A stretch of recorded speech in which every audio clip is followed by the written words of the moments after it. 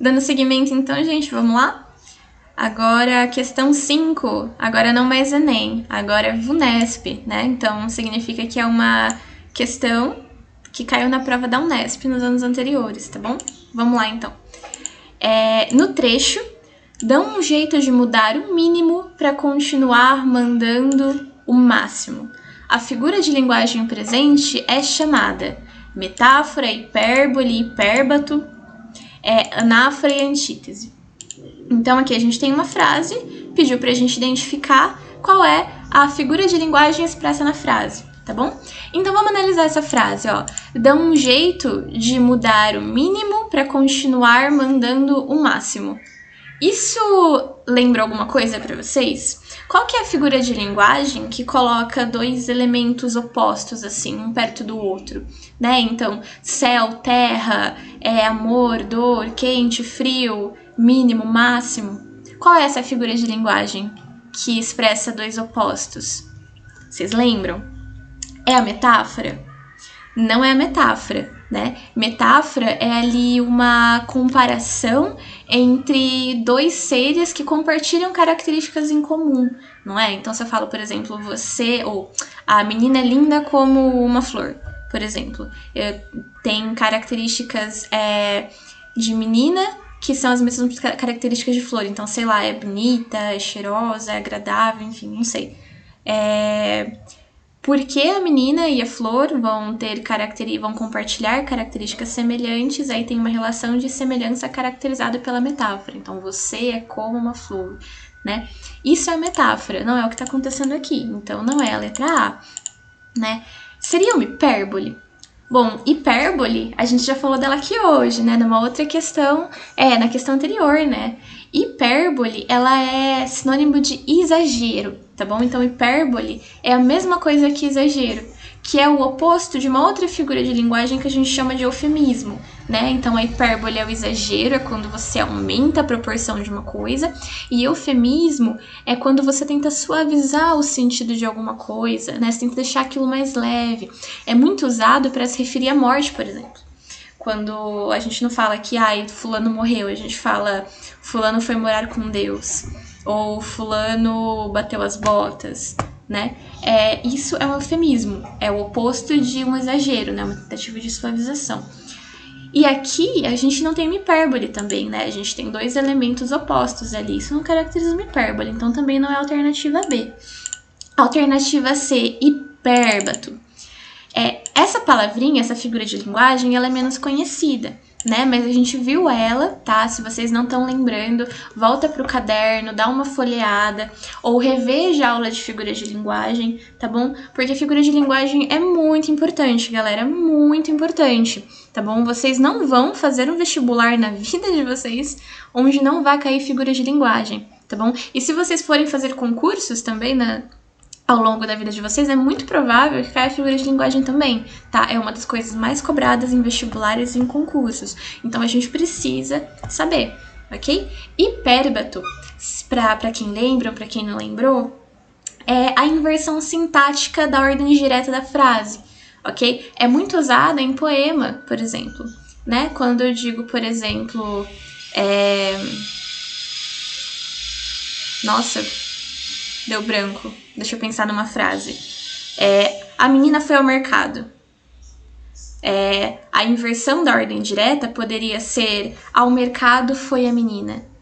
Ok? Isso é um hipérbato. Eu fiz uma inversão da ordem direta da frase. Ok? E é um hipérbato porque é um recurso utilizado para trazer uma certa sonoridade. Ok? É muito usado em poesia. Tá bom? Não é o caso aqui também, não tem nenhuma inversão nesse sentido aqui nessa frase, então não é um hipérbato. Anáfora, será que é uma anáfora? Anáfora também é uma figura de linguagem que não é uma das tão conhecidas, né? A gente viu, em figuras de linguagem, deixa eu ir lá para o começo, figuras de linguagem. Essas são as figuras de linguagem mais conhecidas, né? Comparação, metáfora, metonímia, antítese, paradoxo, personificação, hipérbole, eufemismo e ironia. Essas aqui é o que a gente conversou, que você precisa ter de trás para frente. Vocês precisam saber identificar de olho fechado, tá bom? Mas tem outras figuras de linguagem que são menos conhecidas, mas é que é importante saber também, que são os que a gente estudou depois, né? A onomatopeia, a literação, assonância, hipérbato, ó, o hipérbato aqui, a anáfora aqui. Ixi, eu vou espirrar, peraí. Não vou. Ai, me falso. Anáfora, a bendita da anáfora. O que é a bendita da anáfora? A anáfora é a repetição de palavras ou de frases no começo de sentenças, no começo de versos, tá bom? Por exemplo, vamos ver aqui o exemplo que a gente usou para ver a anáfora. Vamos lá.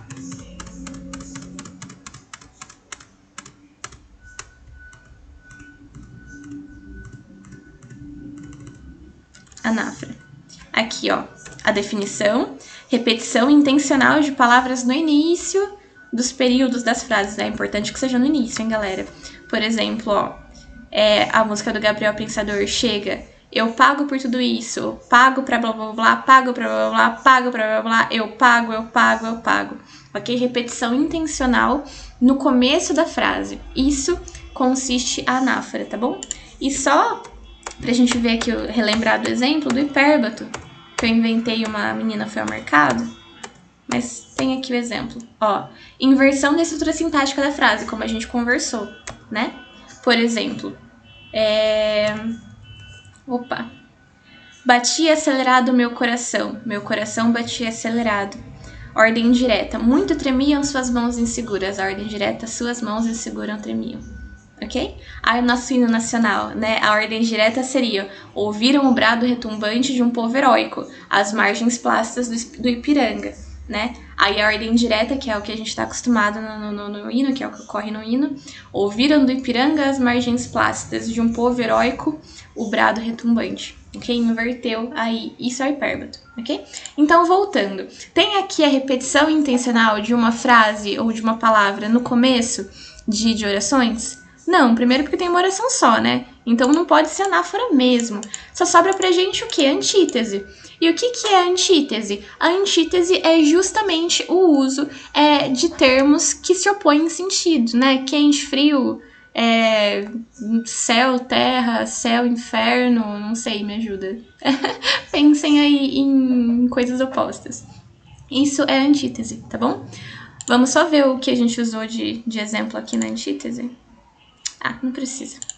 Tá tudo bem, a antítese é o mais simples de todos. Letra E, a nossa alternativa certa. Mamão com açúcar, né, galera? Tranquilinho. Agora, essa questão da Unifesp. Unifesp é a Universidade Federal de São Paulo. Primeira coisa sempre, né? A gente tem um texto, o que a gente vai fazer? A gente vai ler o enunciado, depois a gente vai ler o texto. Vamos, então? Enquanto em, deixa eu colocar em itálico aqui para ajudar a gente a não se confundir. Ou seja, na frase quanto a Laura, ficou claro que sua maldade tem proporções oceânicas. A figura de linguagem presente é uma metáfora, uma hipérbole, um eufemismo, uma ironia ou um pleonasmo. Por que que não deu espacinho igual? Dá espacinho igual. Aí. Ou um pleonasmo. Vamos ler o texto, é sempre bom ler o texto. A gente nem precisaria ler o texto na verdade, tá, galera? Isso fica uma dica pra vocês. Às vezes, quando principalmente análise gramatical, eles vão destacar a frase, às vezes você nem precisa recorrer ao texto pra ver o que eles estão pedindo ali naquela frase, principalmente se eles trouxeram a frase pra gente. Mas é sempre bom dar uma olhadinha no texto, nem que rapidinho assim, porque às vezes, de acordo com o contexto, uma outra coisinha pode mudar. Não sei se é o caso aqui, vamos ver, pode ser que não seja, mas tem casos em que é. Então, é sempre bom passar o olho no texto, tá? Mesmo que você tenha quase certeza, não deixa de ler o texto. Vamos lá. Maria Bofetão. A surra que Maria Clara aplicou na Vila Laura levantou a audiência da novela Celebridade. Não é da minha época, galera, não assisti essa novela. Na segunda-feira passada, 28 tabefes, bem aplicados pela heroína Maria Clara, Malu Mader, derrubaram a ignóbil Laura, Cláudia Abreu, e levantaram a audiência de Celebridade, a novela das 8 da Globo. Tanto a mocinha, não sei se vocês sabem, galera, mas quando tem esse símbolo aqui, reticências dentro dos parênteses, significa que tinha mais coisa escrita nesse meinho, tá? Que esse símbolo significa que eles tiraram um pedacinho para emendar com isso aqui, né? Então isso significa, olha, tinha alguma coisa escrita aqui, mas a gente tirou porque não era relevante para o que a gente tá querendo mostrar agora. É isso que significa esse reticências com parênteses, tá? Então, voltando. Tanto a mocinha quanto a vilã ganharam nova dimensão nos últimos tempos. Maria Clara, depois de perder sua fortuna, deixou de ser apenas uma patricinha magnânima e insossa, a aborrecida Maria Chata. Ela ganhou fibra e mostrou que não tem sangue de barata.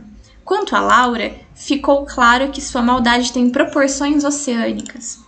Continuou com suas perfídias, mesmo depois de conquistar a fama e o dinheiro que almejava. Por tripudiar tanto assim sobre a inimiga, atraiu o ódio dos noveleiros. Aí, a alternativa, né? Quanto a Laura, ficou claro que sua maldade tem proporções oceânicas. Tá aqui, né? Quanto a Laura, ficou claro que sua maldade tem proporções oceânicas. Qual que é a figura de linguagem aí? Né? Qual que é o recurso estilístico que está sendo usado ali para dar ênfase em alguma coisa, para mostrar alguma coisa? Parece que é essa parte aqui, né? Sua maldade tem proporções oceânicas, né? O que essa expressão está querendo dizer? Que a maldade tem proporções oceânicas, né? O que é um oceano? Quais são as características de um oceano? Ele é muito grande, né? Ele é muito profundo. Então, essa expressão está querendo dizer que a maldade da Laura tem proporções muito grandes, né? Muito profundas. Então tá dizendo que a maldade da Laura é muito grande, né? Oceânicas. Agora vamos para a alternativa. A figura de linguagem presente é uma metáfora, já que compara a maldade a um oceano? Pode ser. Parece um pouquinho, né? Mas será que é uma metáfora? Olha só. Quanto a Laura, ficou claro que sua maldade tem proporções oceânicas. Parece, mas talvez não seja, né? Vamos ver. A, B. Uma hipérbole, pois expressa a ideia de maldade exagerada. Parece também, né? Então a gente fica entre A e a B. Vamos ver o resto. Um eufemismo, já que não afirma diretamente quanto há de maldade. Não, afirma diretamente. É uma proporção oceânica de maldade. Então, a alternativa C está incorreta. D. Uma ironia, pois se reconhece a maldade, mas ficam pressupostos outros sentidos. Não é uma ironia, né? Ironia é quando a gente diz o oposto do que a gente quer dizer, né? Não é o caso. Aqui tá dizendo que ela é uma vilã, que ela é má e que ela é muito má, né? Alternativa E, um pleonasmo, já que entre maldade e oceânicas há uma repetição de sentido. Pleonasmo é exatamente isso, quando há uma repetição intencional de uma palavra ou de um termo, né? Quase que culminando numa redundância, mas que não é uma redundância que é um erro gramatical, porque ela é feita de propósito, porque é um recurso estilístico, uma figura de linguagem. Isso é um pleonasmo, tá? Não é um pleonasmo também, não tem nenhuma repetição aqui, né? Então a gente tá entre a A e a B. Então, o que é mais relevante? O que é mais forte? É a comparação da maldade com o oceano? De fato, ela está comparando a maldade com o oceano.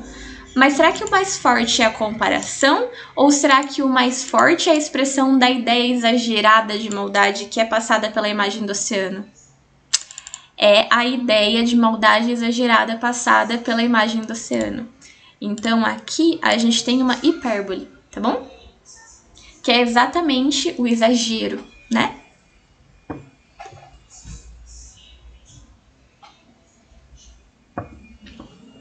Sete. De novo, uma questão da Unesp, né?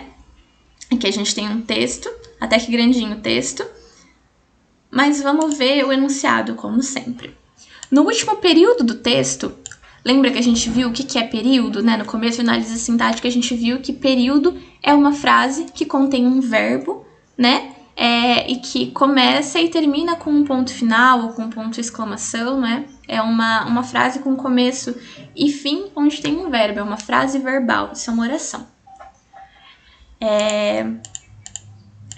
Tá. E o período pode ser uma oração ou um conjunto de orações, tá bom? Que termina com um pontinho final. Então, no último período do texto, Os termos saberem e fazerem são último período do texto, então ele quer, do último ponto final entre o penúltimo ponto final. Então ele quer isso aqui. Isso é o último período do texto, tá bom? Os termos saberes e fazerem são adjetivos, pronomes, substantivos, advérbios e verbos. Saberes, vamos destacar aqui pra gente saber do que a gente tá falando. E fazeres. Essa questão tá perguntando a classe gramatical dessas palavras. Vamos ler o texto, então, pra gente ter noção do que tá acontecendo. Então, vamos lá. Tablets nas escolas. Ou seja, não é o suficiente entregar equipamentos tecnológicos cada vez mais modernos sem uma perspectiva de formação de qualidade significativa e sem avaliar os programas anteriores. O risco é de cometer os mesmos equívocos e não potencializar as boas práticas, pois muda a tecnologia, mas as práticas continuam quase as mesmas. Com isso, podemos nos perguntar pelos desafios da didática diante da cultura digital. O tablet na sala de aula modifica a prática dos professores e o cotidiano escolar? Em que medida ele modifica as condições de aprendizagem dos estudantes? Evidentemente, isso pode se desdobrar em inúmeras outras questões sobre a convergência de tecnologias e linguagens, sobre o acesso às redes na sala de aula e sobre a necessidade de mediações na perspectiva dos novos letramentos e alfabetismo nas múltiplas linguagens. Outra questão que é preciso pensar diz respeito aos conteúdos digitais. Os conteúdos que estão sendo produzidos para os tablets realmente oferecem a potencialidade do meio e sua arquitetura multimídia ou apenas estão servindo como leitores de textos com os mesmos conteúdos dos livros didáticos? Quem está produzindo tais conteúdos digitais? De que forma são escolhidos e compartilhados? Ou seja, pensar na potencialidade que o tablet oferece na escola, acessar, produzir imagens, vídeos, textos, na diversidade de formas e conteúdos digitais, implica em repensar a didática e as possibilidades de experiências e práticas educativas, midiáticas e culturais na escola, ao lado de questões econômicas e sociais mais amplas. É isso que necessariamente envolve a reflexão crítica sobre os saberes e fazeres que estamos produzindo e compartilhando na cultura digital. Ok? Aguinha depois desse textão. Então, essas palavrinhas saberes e fazeres, qual é a classe gramatical delas? Elas são adjetivos?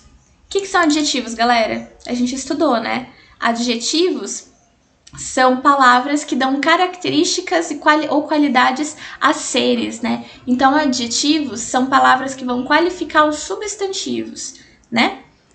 Pensou em adjetivo, pensa em característica, qualidade, tá bom? Vamos ver se aqui eles são adjetivos. E isso necessariamente envolve a reflexão crítica sobre os saberes e fazeres. Saberes e fazeres aqui está atribuindo qualidade a algum ser ou alguma coisa que está sendo dita? Não tá. Então, isso aqui não é um adjetivo, né? Será que é um pronome? O que é um pronome, né? Pronomes são palavrinhas que a gente usa para substituir os nomes, né? Os mais comuns são os pronomes pessoais. Eu, tu, ele, ela, eles, elas, nós, vós, você, né? Aqui não é um pronome. Saberes e fazeres não é um pronome, ok? Não tá substituindo um nome, não é o caso. Substantivos. O que são substantivos? A gente lembra? Substantivos são palavras que denominam seres ou coisas, tá bom? Não precisa ser um objeto físico, né? Pode ser um objeto que não existe no mundo real, enfim. Isso é um substantivo. Vamos revisar com mais critério, vamos lá, pra gente não cometer erros. Isso a gente viu em morfologia, né? Vamos fazer uma revisãozinha aqui, porque é sempre bom. As classes gramaticais que a gente estudou, ok? O que é um substantivo, né? É uma classe gramatical que vai dar nome aos seres. A gente falou sobre isso, né? Por exemplo, homem, céu, raça, vergos, que é as palavras que estavam no textinho aqui que a gente analisou do Guia do Mochileiro da Galáxia, ok? Os substantivos, eles denominam objetos, por exemplo, colher, garfo, caneca. denominam pessoas, podem denominar fenômenos, por exemplo, chuva, sol, enfim. Pode denominar lugar, né? Galáxia, planeta. Pode denominar sentimentos ou emoções, tristeza, felicidade, amor, saudade. Pode denominar qualidade também, por exemplo, inteligência, a inteligência, beleza, a beleza. Mas, é diferente um substantivo que está denominando qualidade, ok? De um adjetivo, que é uma palavra que atribui qualidade a um substantivo. Por exemplo, na frase inteligência é muito importante, a inteligência é muito importante, ok? Inteligência aqui é um substantivo, tá bom? A inteligência, o artigo aqui acompanhando, é um substantivo que tá dando nome a uma qualidade, né? Que é a inteligência.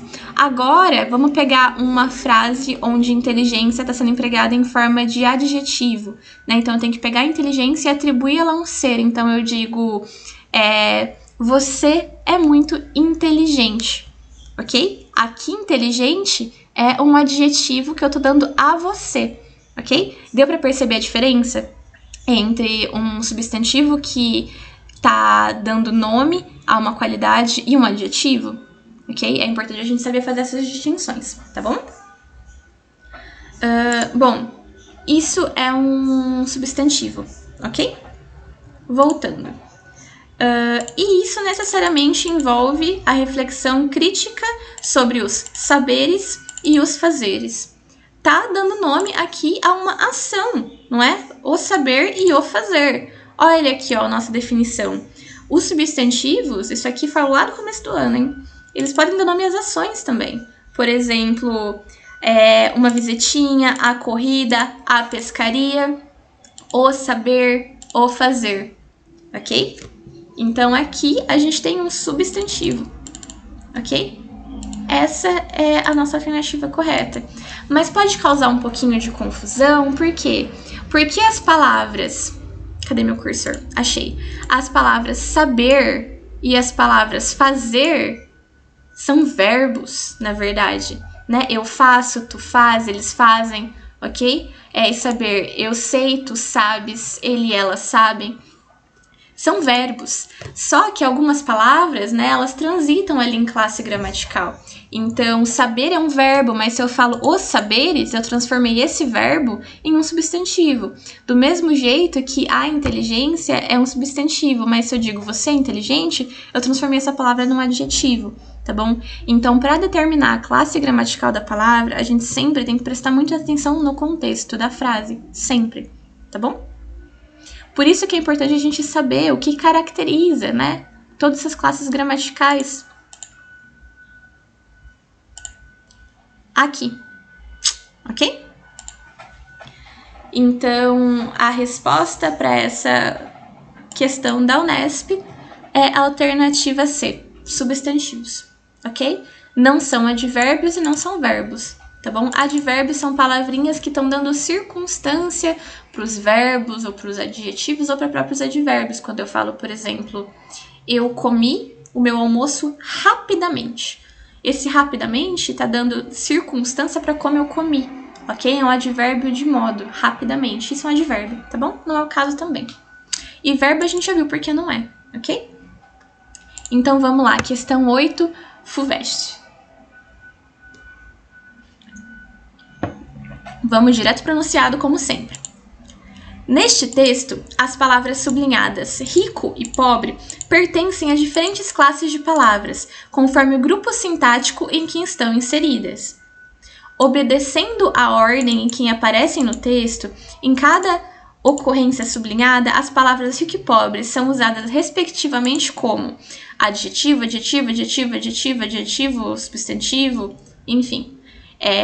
O que essa questão está pedindo pra gente? A gente tem um textinho aqui, vamos ler esse textinho. Segundo a ONU, os subsídios dos ricos prejudicam o terceiro mundo de várias formas. 1. Mantém baixo os preços internacionais, desvalorizando as importações dos países pobres. 2. Excluem os pobres de vender para os mercados ricos.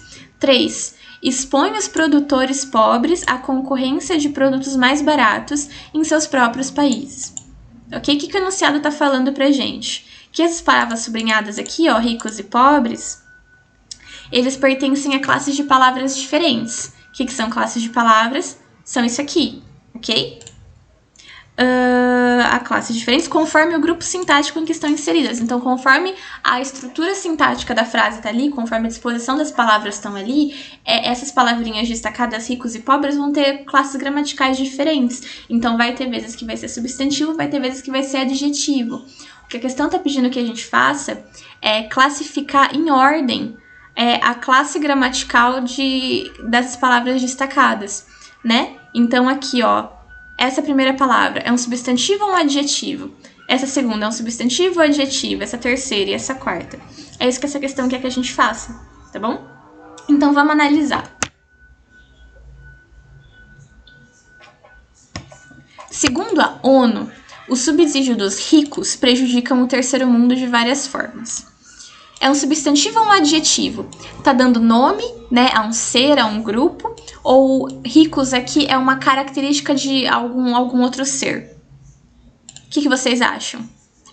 Ora, olha o que tá dizendo. Segundo a ONU, o subsídio dos ricos prejudicam. Aqui, ricos é um substantivo, né? Tá dando nome a esse grupo social, né? Então, aqui a gente tem um substantivo. Depois, mantém baixos os preços internacionais, desvalorizando as importações dos países pobres. Aqui, pobres é um substantivo ou um adjetivo? Tá dando nome a um grupo, né? Ou tá dando característica a um grupo? Vamos ver.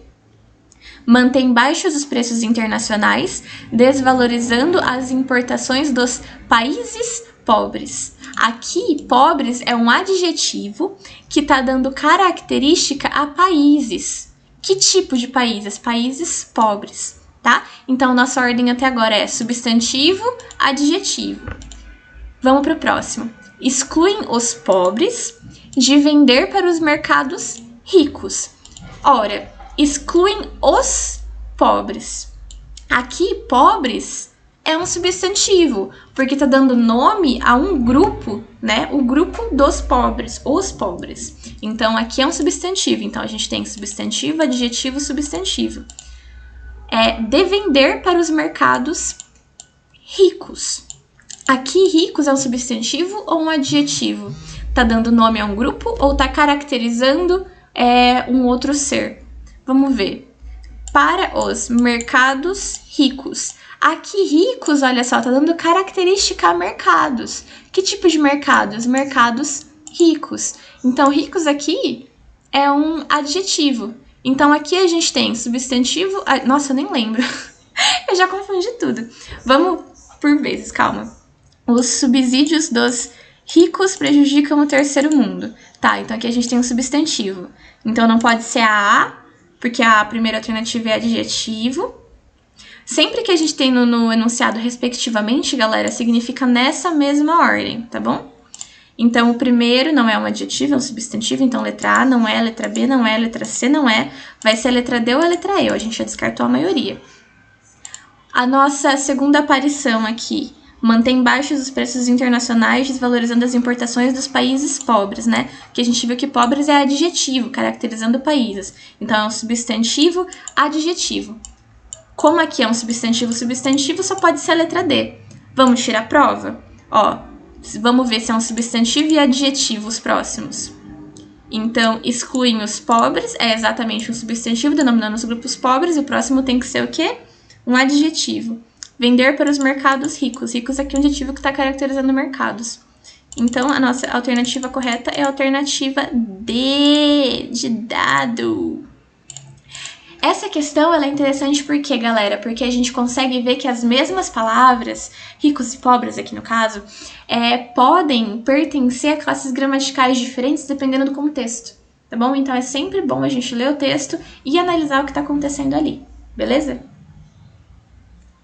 9. Tá acabando, galera.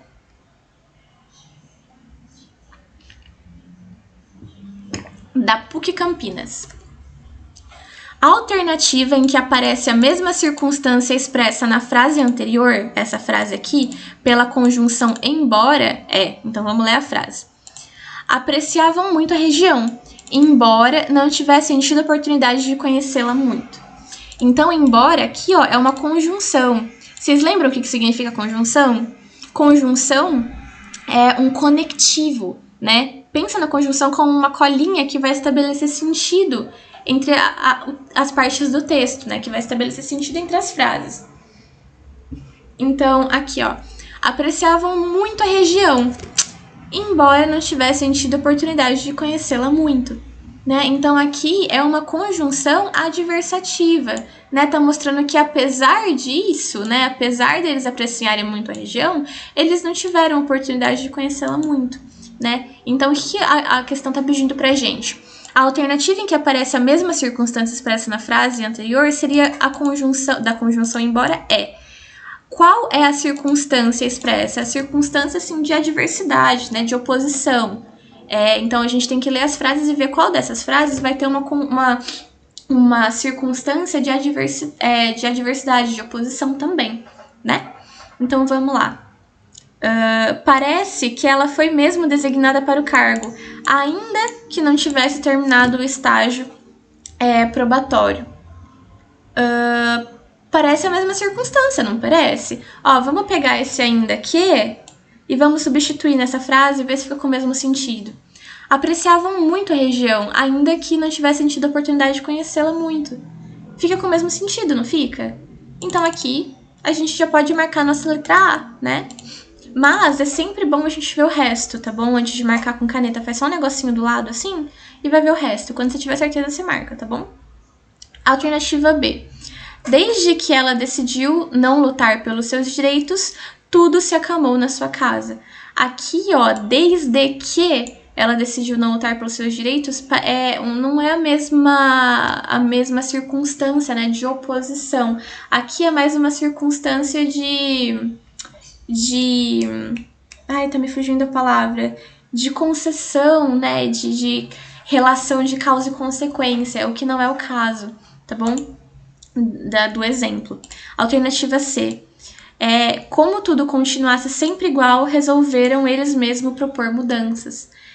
Como tudo continuasse sempre igual é uma expressão que pode significar por que tudo continuou sempre igual, ou por tudo ter continuado sempre igual, é quase que uma conjunção ali explicativa, né? É por conta que tudo continuava igual que eles resolveram propor a mudança. Então, a circunstância aqui é de explicação, é de causa, tá bom? Não é uma circunstância de oposição, tá bom? Como no caso do embora. D. Ela fazia tudo conforme seu pai determinava.